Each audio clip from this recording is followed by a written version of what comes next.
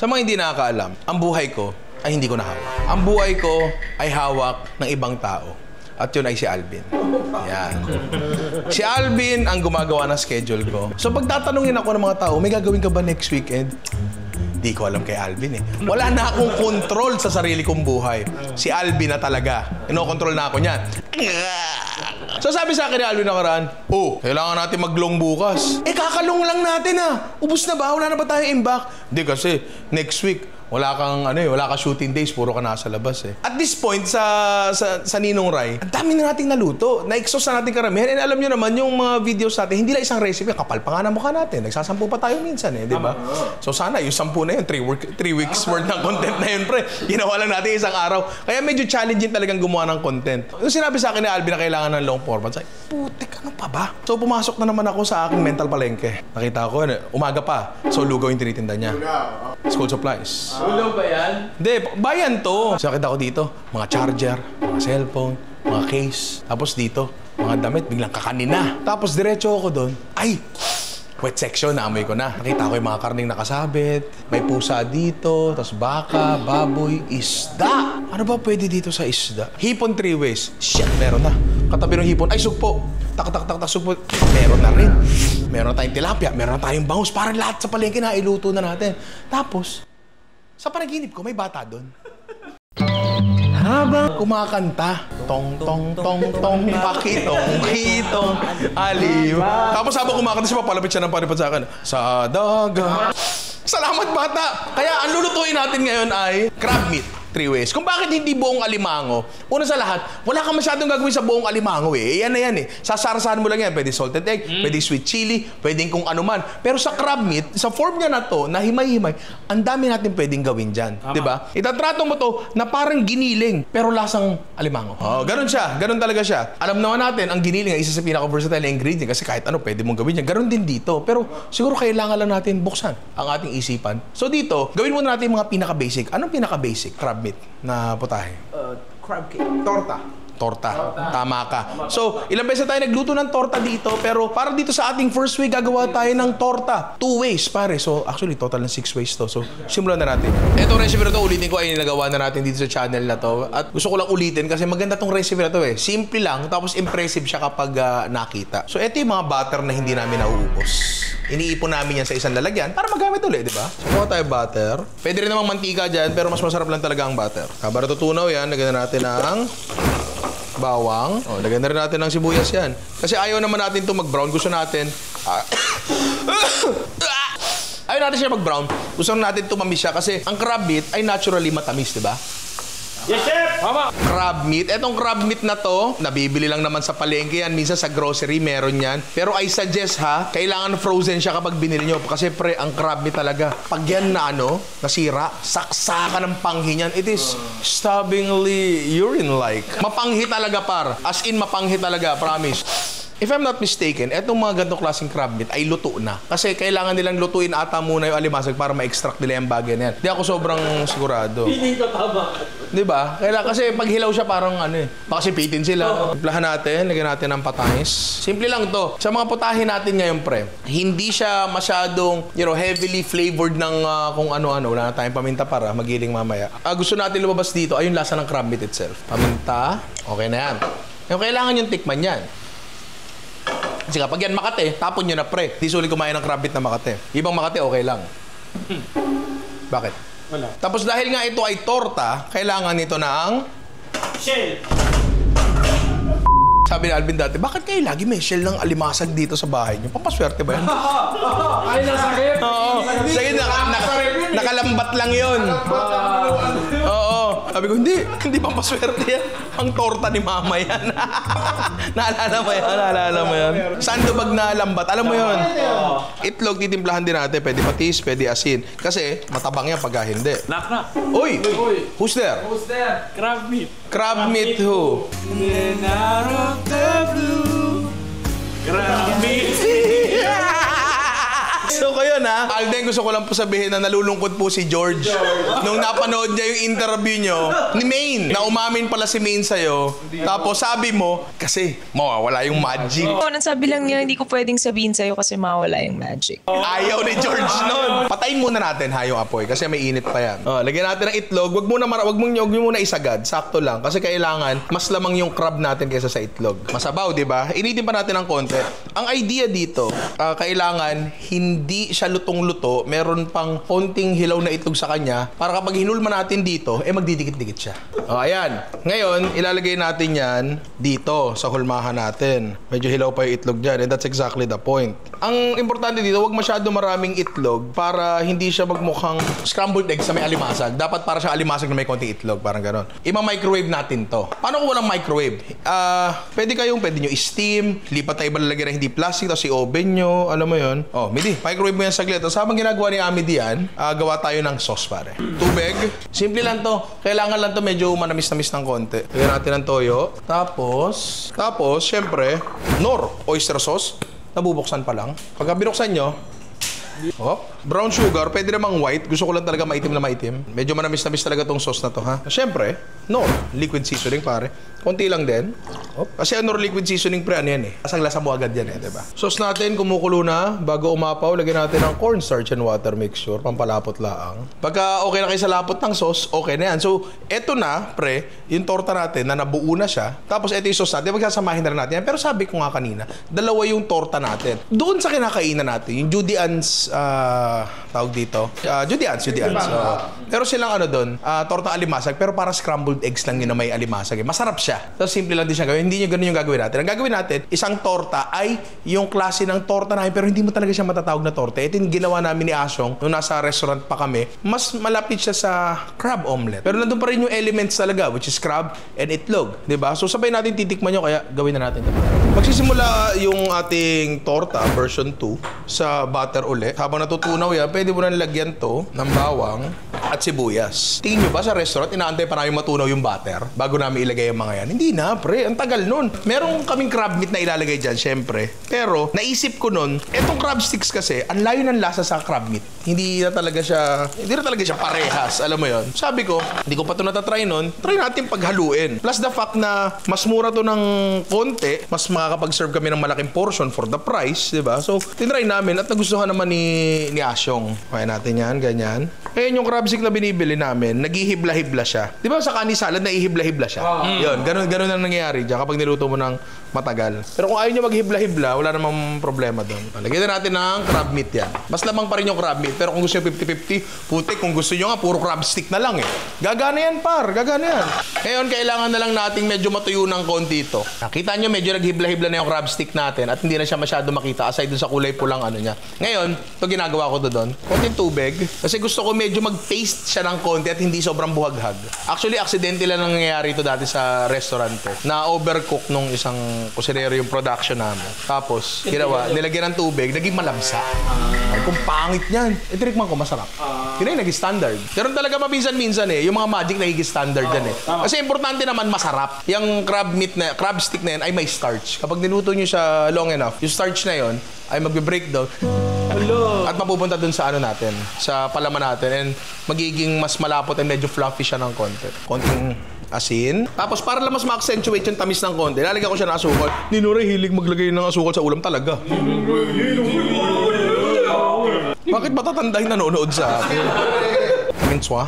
Ay, nga pala, speaking of paminta, meron akong hinahanap noon pa. Peppermill na ganyang kalaki. 48 inches ata siya, na ginagamit yun sa mga Italian restaurant. Naghahanap ako noon, wala akong mahanap nag-free shipping sa Pilipinas o nag-ship sa Pilipinas, masyado ata siyang malaki. So kung meron sa inyo meron nun o willing magbumili nun para sa amin, babayaran namin. Hindi namin hinihingi. Kasi ang ganda sa vlog nun, pre, lagyan natin paminta. Crack.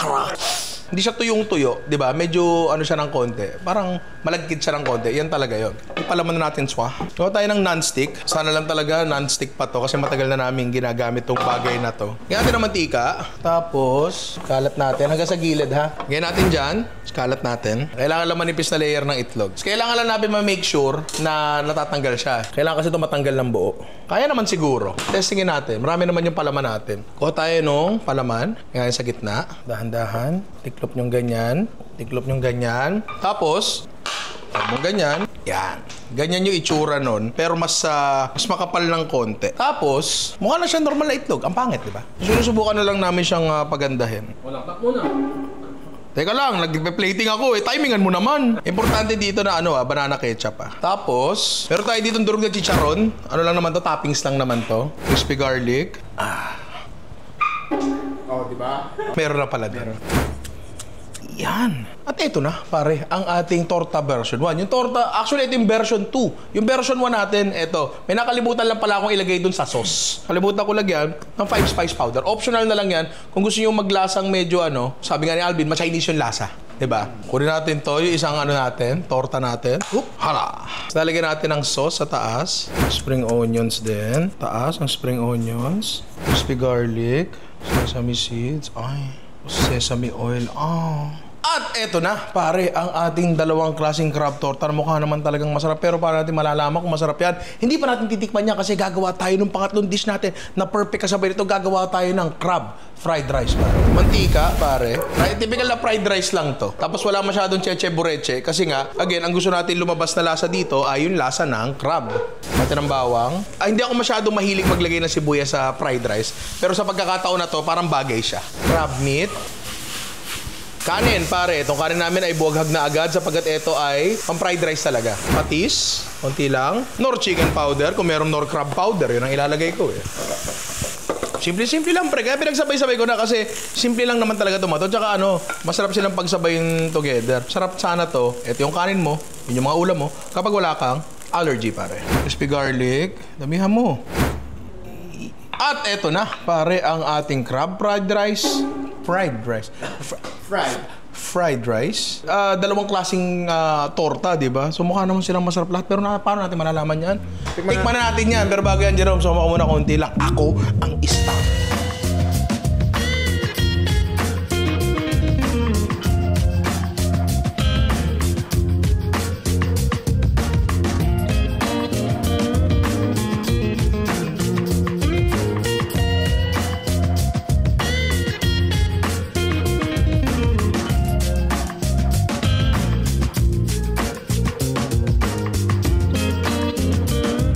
Tayo sa kanin, para. Ang bango, amoy na amoy mo yung crab. Pag nagaboy-baboy yan, may problema. Mainit pero masarap. May mga tao kong kilala na ang gusto nila sa fried rice nila ay matabang. Kasi gusto nila parang kanin pa rin. Kung ganun yung gusto nyo, wala namang problema. Bawang lang, parang gano'n. Hindi. Not necessarily. Pwede pa rin may kung ano-ano, pero wala masyadong asin. Kasi yung asin kukunin nila sa ulam. Hindi ako ganun. Gusto ko lahat ng components may lasa. Diba? Try natin yan dito sa ating... Ay, maraming salamat po. Malamig ba yan? Malamig. O baka hindi naman malamig yung ilalim. Okay, panakin natin yung gitna. Kita mo yung laman yan. Kuha tayo dyan mismo sa gitna. Lagay natin dayan. Ngayon, magtataka kayo. Bakit ketchup tsaka mayo? It makes sense naman. Nung sinabi niya sa akin, ako kasi tuwing mag-iitlog lagi may ketchup. Noong una, ang tanga naman ng opinion na yan. Ganun yung, siyempre, bata pa ako noon. Tapos sobrang agresibo pa ako. Siyempre, bandang huli, pipilitin mo rin makita yung perspektibo nila. At oo nga naman. So, tinry ko to with another sauce. Pero bandang huli, nanalo pa rin talaga yung ketchup mayo. Specifically, banana ketchup ha. Kung gusto nyo ng tomato ketchup, wala namang problema. Pero kami personally, banana ketchup talaga. The perfect bite, pare. Ganyan yan. Bin, ano ka dito? Si Alvin kasi hindi kayang bilhin ni Alvin sa restaurant dati to. Ang binibili ni Alvin dati, sabi mo nga, Mojo's. The perfect bite. Okay, di ba? Okay siya. Para sa akin, etong yung torta number 2 na yan, yung una natin tinikman, yung may ketchup, yung tiniklop, mas mas magugustuhan niya ng mas maraming tao. Kasi manamis-namis siya, nandun yung lasa ng crab talaga. Tapos mukha lang siyang scrambled eggs at tiniklop. Hindi siya mahirap mahalin. Etong dish na to, yung torta number 1 natin, may sariling karakter to, pre. It's either you love it or you hate it. Solid na solid yan, par. Kasi kung liquid yan, tatapon yan. Yung ratio ng itlog tsaka alimang. Nakita nyo rin na rin naman kanina kung gaano karami yung crab natin dito, di ba? So yung itlog talaga dito, naging parang binding agent lang. Yan, ang the perfect bite. Etong crab omelet na to, or tortang alimasag na to, for some reason lamang yung lasa ng alimango. Hindi ko alam, siguro dahil purong-puro to at ito ay may crab stick. Pero ito naman, pwede nyo rin naman gawin tong number 2 natin na walang crab stick kung gusto nyo purong-puro. Kamusta sa'yo? Kung serve to sa akin, hindi ko masasabi kung kung itlog ba to. Purong-purong alimasag ba o itlog? Di ba? Ang dami kasing alimasag eh. Kaya mo po ka Kung na. parang wala siyang itlog, malalasahan mo talaga yung... Sa restaurant, iaayin natin expectations natin. Kasi mahal ang crab meat. Kaya yung mga ganitong bagay, sabi ko sa inyo, lutuin nyo sa bahay para kayo may control ng dami ng portion, di ba? Overall, itong dalawang ginawa natin, napakasarap parehas. Pili na lang kayo sa dalawa. Pero ito para sa tatay na nililigawan mo. Ito para sa kuya ng nililigawan mo. Ito para sa kanilang lahat. Pasok ka na. Nakatatlo na tayo. Doon na tayo sa ating pang-apat, pare. Bilis. Dito sa, actually, sorry sabi ko rin na 3. Nakakadalawa pa lang talaga tayo. Kasi itong pangatlo natin, kakaiba to, pre. Hindi to pasok sa typical na pagkain na Pilipino kasi gagawa tayo ng crab dip, pare. Butter na luma. Hindi pwedeng bago, Sibuyas. Bawang. Tapos tulad ng mga ginagawa natin kanina, lulutuin lang natin to, hindi hanggang mag-brown, kundi hanggang medyo tumamis lang ng konti. Lagay na tayo ng crab meat, pare. Medyo damihan nyo, Wala ka. Uy! Who's there? Crab meat, tsaka alimango. Uy, grabe! Crab meat alimango ho. Sa may bahay, ang aming crab meat. Bibili mo ng alimango. Kung sakali. Magbe-bermans na rin naman Anyway, pwede na tayo magpatuloy. Kapag naluto na yan, pwede natin lagyan ng cream cheese, pare. Nakna! Oy! Who's there? Alimasag! Alimasag ho.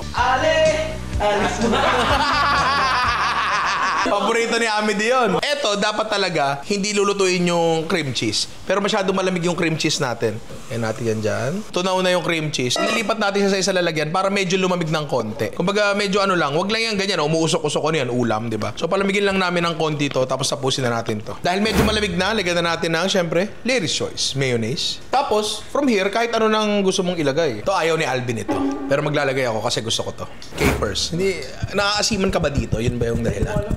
Yan, konti lang para may texture pa rin. Dinagdagan ko pa ng buo para mabatrip si Alvin. Filipino pickles, pare. Kasi yan, typical lang yan. Crab dip. Ito ang hindi typical. Hindi kasi to parte sa mode ng pagkain ng Pilipino Hindi hopya yan. Dahil nga ito ay hindi parte ng pagkain Pilipino, lagyan natin ng Filipino ingredient. Bagoong! Alige, leche. Binilang ko niya na Ano sabi? Taga na botas to, di ba? best to eat hot rice, fried rice, pasta, butter chip, pangsahog ng gulay at many more. Di ka mapapahiya. Promise. Pero pre, tinan mo, ang ganda na ko. Ito yung sinasabi ko sa'yo, Bin. Chunky siya at parang totoo siya. Yung mga nabibili kasi minsan sa grocery, parang orange na paste na lang yun Diba? Ito chunky talaga. Nahiya ako. Hindi, masarap siya. Hindi nga mapapahiya. Yan, lagyan natin yan. Ay. Para mag-iba rin yung kulay niya. At this point, pwede ka pang maglagay ng kahit anong gusto mo dyan. Kahit electric pan, drum and light, coconut, lagay mo lahat. Dahil nga ito ay dip, meron tayo dito simpleng tostadong tinapay. At ito na, pare, ang ating crab dip na mukha naman talaga napakasarap. Pero paano natin malalaman kung masarap yan? Sir, tikman na natin yung meron dyan na unang konti na.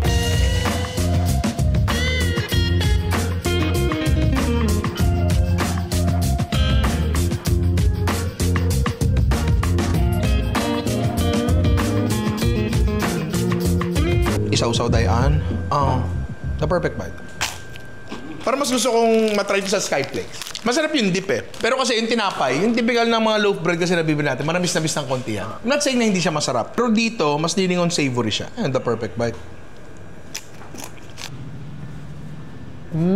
Okay, di ba? Masarap siya. Ano pinagkaiba ng dip sa palaman? Tingin nyo lang. Yung deep, konti lang ang ikaw-consume mo. Yung, kasi... So ano ibig sabihin nun? Tama ka doon. Tama si Ian doon. Kung ikaw yung nagtitimpla, anong pinagkaiba nun? Mas concentrated yung deep. Tama. Mas maalat dapat ang dip. Mas malasa dapat ang dip kaysa sa spread. Maalat. Nagpaparasitation ka lang, sir Kunyari, gusto nyo gawin palaman to. Medyo bawasan nyo yung timpla ng konti. Bawasan nyo yung cream cheese, dagdagan nyo ng mayonnaise kasi mas malasa ang cream cheese di ba? Kaysa sa Lady's Choice mayonnaise. Hindi siya masarap na dip, pero ay na palaman. Pero design siya bilang dip, kaya feeling ko, mas bagay siya dito. Ngayon, ang ginawa lang talaga natin dito, kumuha tayo ng isang protina. Silagyan mo ng something na spreadable. Ganon din naman ang konsepto ng lahat ng sandwiches. Egg sandwich, chicken sandwich, ganon din naman to. Wala naman masyado pinagkaiba. So, ibig Ibig sabihin nun, pwede mong lagyan ng kahit ano. Gusto mo lagyan ng tinapayan, lagyan mo. Gusto mo lagyan ng chicharon yan, lagyan mo. Huwag mo lang lalagyan ng mga lasa na sobrang ma-alter o matatakpan yung lasa ng crab natin, di ba? Mas maganda nga to may konting tamis. Pwede mo lagyan ng konting honey yan o konting asukal or even baka konting condensed. Ano honey? Yung honey lotion. Lagyan natin ng honey kahit wala tayo sa dilim. Patingin ng crackers mong maitim. Oo nga. Dito, na puro savory itong mga to, tapos biglang, uy, may honey. Look, may honey. Diba? Uy, may honey. Again, tulad ng sinabi ko, kahit ano pa pwede nyo ilagay dito, pasarapin nyo pa sa paraan na tingin nyo masasarap siya. Doon tayo sa next natin. So, ang next na gagawin natin ay crab pizza. Hindi pa ako nakakain nito. Hindi ko alam kung nag-exist to. Siguro kahit ano may tinapay sa ilalim, at topping sa taas, pizza na, di ba? Ito yung tinapay natin. Kung paano namin ginawa to, eto, balik tayo sa nakaraan. At bumalik tayo sa oras, pare, para gumawa ng tinapay. Kasi matagal to eh. Noong nakaraan kasi, parang gawa na lang yung tinapay. Pero I figured na, yun, hindi naman lahat kayo nakakapanood ng lahat ng videos natin. So pakita ko na rito, kahit ito naman talaga yung laging tinapay na ginagawa natin. Ito yung 5:3 na tinapay. 5 parts flour, 3 parts liquid. Ang base natin dito, 600 grams ng tubig, 7 grams ng yeast. Kung ito ay 600 grams ng tubig, gano'ng karami harina nito, Ian, kung ito ay 5:3? Siguro po ano siya, dapat nga yung pagkukuhanin mo nun maganda kasi kung hindi ganun, pangit yung kalalabasan, di ba? Mahusay sa essay to. Kung 600 grams yung tubig natin, gano'ng karaming harina? 600. Ay, hindi. 1,000. Ang galing! Kasi 5:3. Kung 300 yung tubig natin, 500 yung harina. So, kung 600 natin yung tubig, 1,000 yung harina, 1,000 grams. So, 1 kilo. Ngayon, like kung sinasabi to, importante na maganda yung klase ng harina nyo, hindi lang para maganda yung resulta na tinapay, kundi para rin sa'yo, bilang ikaw na gumagawa ng tinapay. Etong harinang gamit namin ay 14% bread flour. Dahil nga ito ay 14% bread flour, mas matigas siya, mas marami siyang protina. Mas less yung time na isuspend mo para i-knead siya. Ito kasi hindi ko nagagamitan ng mixer to, pero meron kami mixer dyan. So kung may mixer din kayo sa bahay, sige, mixer nyo, pero ito no need na, pare. I mean, i-knead natin siya, pero no need ng... Basta, gets yun na. Tapos, sa asin, 2%. Ano ang 2% ng 1,000, Amity? Huwag kang mag-cellphone. 25 grams. 2.5 yun. Mali. 20 lang. 20 grams ng asin. Ngayon, usually, ang ginagawa natin dito, di ba, yung Autolis, yung ini-stay natin yung harina for 20 minutes para mag-combine na mabuti yung tubig, tsaka natin ininit. Pero dahil 14% nga to, di na kailangan yun, pre. Diretso mo na. Kaya nyo magkalat, di ba? Gagawa ng tinapay. Huwag natin ilagay sa lamesa. Dito na lang. Ganyan-ganyan nyo lang. Oh. Kita nyo, hindi siya naging basa. Alam nyo yung basang tinapay na nagdidikit-dikit sa kamay? Dahil nga, ito ay 14% bread flour. Baka mahirapan kayo humanap ng 14%. 13% pwede na. Pero mas mataas ang protina, mas maganda. Isa pang pwede nyong gawin, although kailangan nyo na dito ng computation, ay bumili ng gluten powder. I-increase nyo yung protina ng harina nyo by adding protina. Kung tutuusin yan, pwede na yan. Pwede nyo i-rest yan, tapos mamaya fold nyo na lang. Pero ako, para isang isang dumihan na lang, lagay nyo na dyan. So, tiklop-tiklop lang. Tignan nyo, hindi na tayo masyado nagda-dust ng harina. Di ba? Usually, nagle-lebron tayo ng harina dyan, di ba?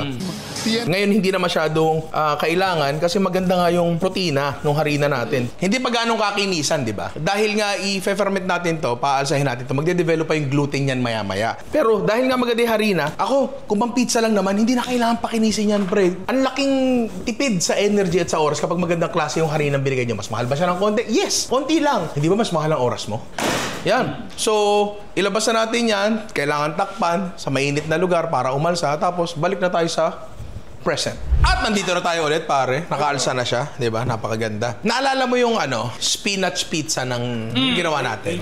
Walang tomato sauce 'yon. Pero ito gusto kong lagyan ng tomato sauce para mas pizzang pizza siya. So, canned tomatoes ang gagawin namin dito. Buo-buo siya. Yan.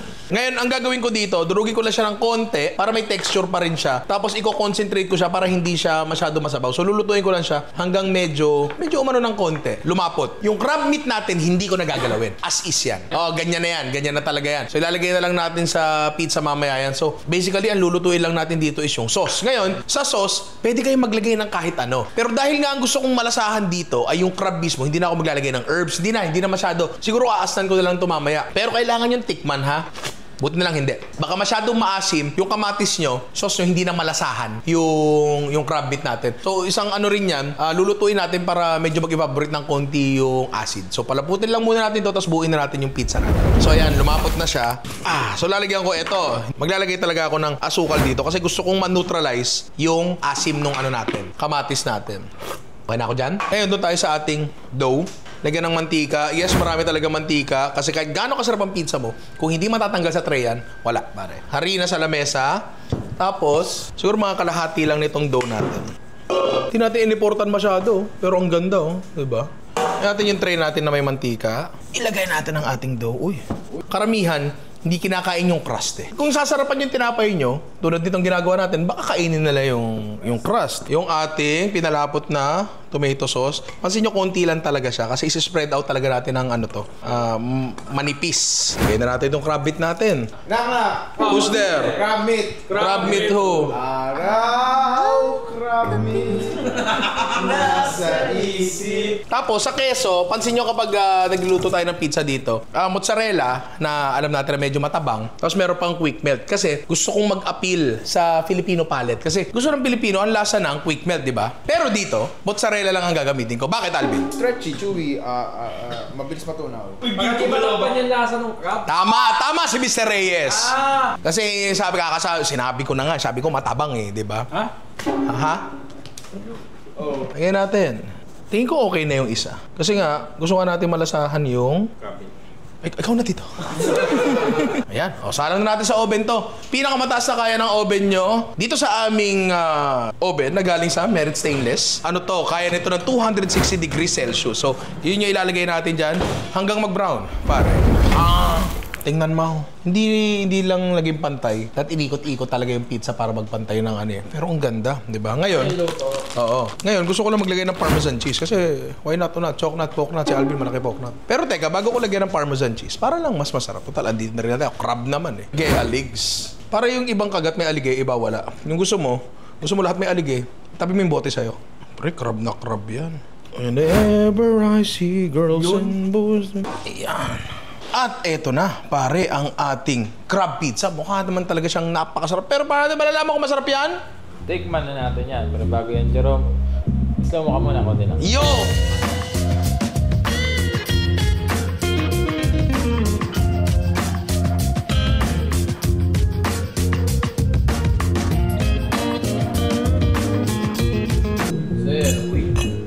Brown kaya yung puwet? Tingnan natin.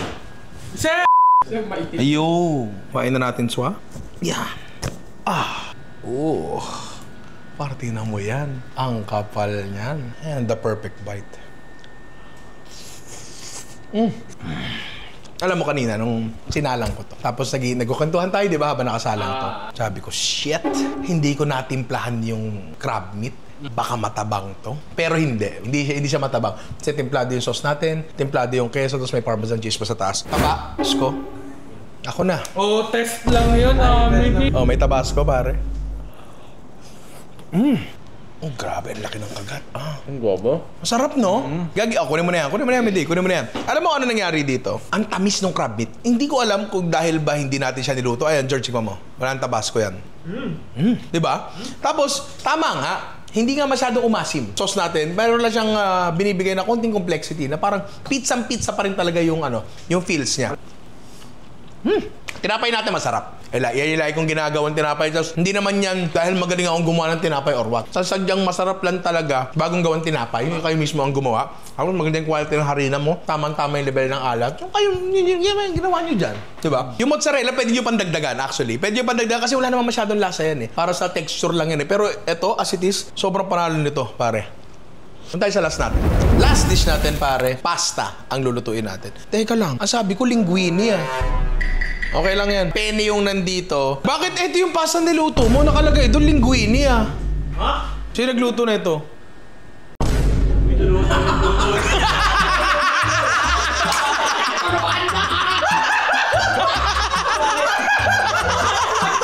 Hindi, pero doon sa recipe form, linguine talaga nakalagay doon. Pero okay lang yan. Okay lang yan. Walang problema dyan. Yung butter namin naggatas. Huwag kayong mag-alala kung mangyari yan. Kasi tandaan nyo, ang butter ay certain percentage yan, tubig at milk solids. Ngayon, kapag natunaw ang butter, syempre mantika yan tsaka tubig. Aangat yung mantika, bababa yung tubig. Yung kanina, yung nasa taas yung ginigisa na, parang clarified butter siya in a sense kasi lahat ng milk solids sa bumaba. Pero pag gagamitin nyo, isama nyo yung nasa ilalim ha. Para doon pa rin yung lasa ng buong butter. Oy! Yabang! Who's there? Crab meat. Crab meat who?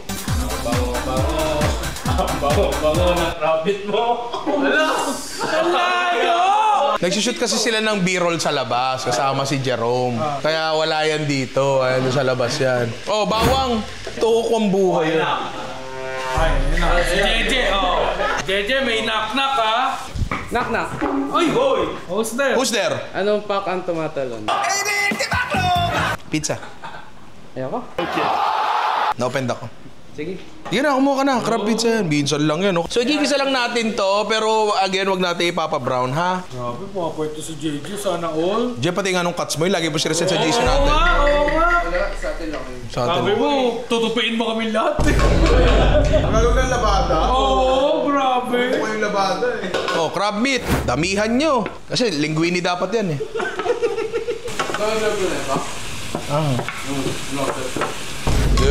Order ko yun. Ay, luto. Ay, sorry. Dati, sa resto, meron kaming aligay pasta doon. Yung aligay pasta na isa sa bestseller yun. Oo! Ang bango-bango! Ang bango-bango! Yun yung knock-knock niya kanina. Anyway, naglagay na po ako ng aligay. May mga pinakat lang po akong joke. Papakat natin yan, Alvin. Tikman lang natin to kasi gusto ko kumuha ng konti para ipantatoppings natin. Timplahan natin ng umpetsepu. Kuha tayo konti. Yan, pantoppings natin mamaya yan. Tapos, pasta. Kaya natin yan. Tapos, yung pasta water, tinapon nyo? Nasaan? Wala dito ah! Sorry, andito pala. Mas magiging creamy yan. Sino wala pa knock-knock? Ikaw. Ako na lang ba? Kasi Yamidi. Jero.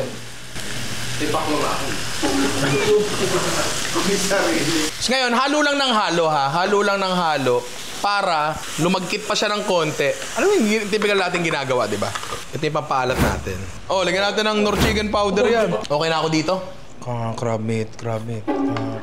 Hindi pwede yun. Wala, pangit sir. I love you. Kailangan yan, lagyan pa natin yan. Alam mo yung sa ano, pre? Sa raminagi, yung may bola lagi ng parang nililing. May joke kami kahapon. Sabi ko, Arnold Clavio, nagtayo daw ng ramenan. Alam mo ba yon? Nagtayo ng ramenan si Arnold Clavio. Oo, nagtayo si Arnold Clavio ng ramenan. Pangalan Ramen Igan.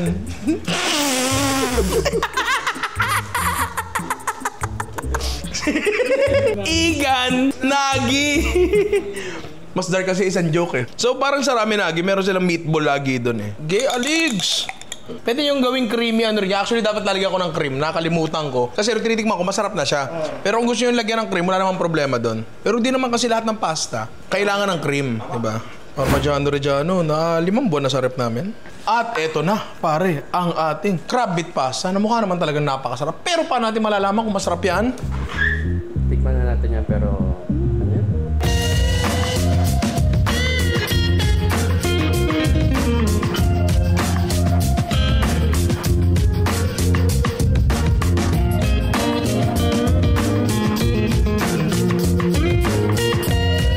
Pero mas masarap sana talaga ito kung linguine eh. No? Pre, ang dami na nilagay natin crab meat. Sabi kasi nila ilagay na natin lahat eh. Pero masarap siya. Dahil nga, penne ito, nasa loob yung sauce. Oo, kung linguine yan, wala sa loob yung sauce yan. Tama. So nagpapasalamat ako kay Ami din nagkamali. Oo, ngayon, sino may kasalanan? Kung bakit penne to? Lagyan pa natin ng konting gaya legs. Halika dito, Jeje. Doon ka sa kabila, masasapa ka dito. Oo, maano ka. Try gumalaw eh. Pagpahit?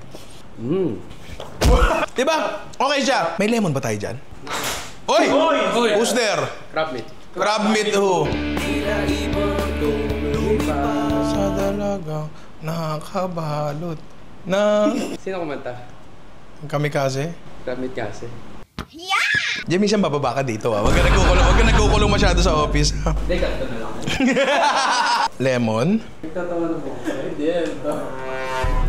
Tutupiin ka niyan. Tutupiin ka niyan. Mas masarap nga pag may lemon, pre. Bili ka dito. The perfect bite. Kanina tinikman mo na dito, nakita kita dumagit ka eh. Masarap yung may lemon, di ba? Mas nagiging bright yung lasa niya, di ba? Magastos to. May alige, crab meat, eto lemon. Oo, di ba? Totoo naman. Pero meron naman tayong mga budget series para sa mga naghahanap talaga ng ng budget, di ba? Pero eto, hindi naman pang araw-araw yan, pre. Saka nakakita ng araw-araw magaganyan.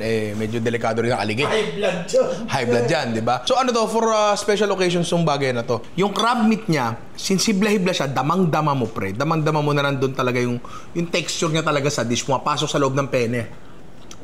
Alam ko yung tunog na yan. Yan ang comment of the day. Siyempre ang comment na yan, Poknat. Hapon po, gabi ho, Ninong Ray. Ang comment po ng comment na to ay si Atchong TV. Atchong TV. Atsong TV. Ninong Ray, silent fan here. Palagi ako nanonood at nag-aantay ng mga bago mong episodes. Natutuwa ako sa mga recipes mo at honest ka sa mga niluluto mo. Suggestion ko lang magkaroon ng compilation ng mga fail na niluto kasama yung mga reaction nyo pagkatapos tikman. Yun lang. More power, Ninong and team Ninong Power. Pinapakita naman kapag fail eh. Hindi, gusto niya compilation eh. Alam mo kung anong isa sa pinaka nakakatawang fail? Yung cheesy kikiam lumpia. Kikiam, nahiniw ha, nilagyan ng cheese powder, tapos ginawang lumpia. Yun na yun. Hindi naman namin tinatago yung mga ganyang bagay. Bakit? Kasi gusto ko rin ipakita sa inyo na nagkakamali rin naman ako. Tao ka lang. Oo. Sabi nga ni Luni, ako ay tao lang. Hindi naman katulad mo. Kasi poknat ka. Kailangan kong maintindihan nyo na hindi ito bagay na pinanganak ako with. Na inaral ko rin itong mga bagay na to. Na katulad nyo, nagsimula rin ako sa, alam mo yun, sumasablay. Hindi ako nagpapanggap na perfecto akong tao. Maaaring gwapo ako pero hindi ako perfecto. Bakit ka natawa, sir?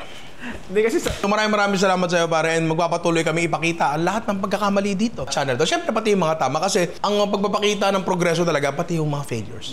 Pinapakita. Yung mga jokes sa atin na lang. Sa atin na lang yun. Teka lang, di pa pala ako pwede mag-closing. Napa akong knock-knock. Knock-knock! Hoster! Crab meat. Crab meat who? Teka, hindi ko alam yung lyrics. Sabihin siya. All you gotta do is crab meat me at the hindi naman to sa... Ganda-ganda, no? Who's there? Crab meat who?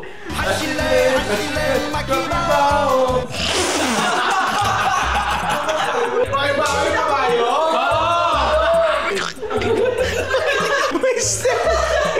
Masayaw ko eh! Sir, wag mo kaming daanin sa tawa mo, sir. Ang ganda ng knock-knock ko. Pwede dapat yun. Knock-knock! Sir! Crab meat! Crab meat who? Puno ng crab meat ang bituin. Ay, lamig. So, mga inaanak, gusto ko lang sabihin na available na ang Ninong Ray merch, pare. Pwede nyo i-search. Nandyan sa link, pwede nyo i-click. At kapag bumili kayo ng Ninong Ray riding jersey at Ninong Ray polo, meron kayong libreng sticker pack. Hindi na isang sticker yon. May 1, 2, 3, 4, 5. Maraming sticker yon, pare. At pwede nyo idikit nyo sa motor, sa tumatagis sa drum. Pak! Pak! Pak! Pwede mo ilagay sa kahit saan nyo, pare. Kaya ba sticker pack? Sticker pack! Hanggang ito lang yung duration ng promo na yan. So, nga pala, since nandito ka sa pinakadulo, gusto ko lang sabihin sa'yo, kung gusto magpapirma ng kahit anong merch, pare, chat nyo lang yung Shopee. Konti na nakakalito kasi konti lang yung nanonood hanggang dulo, pare. Kayong mga 2 taon na nandito, pwede kayong umorder tapos magpapirma kayo, di ba? So yun nga, maraming salamat mga inaanak. Sana nag-enjoy kayo and I love you. Hatsile! Hatsile! Hatsile!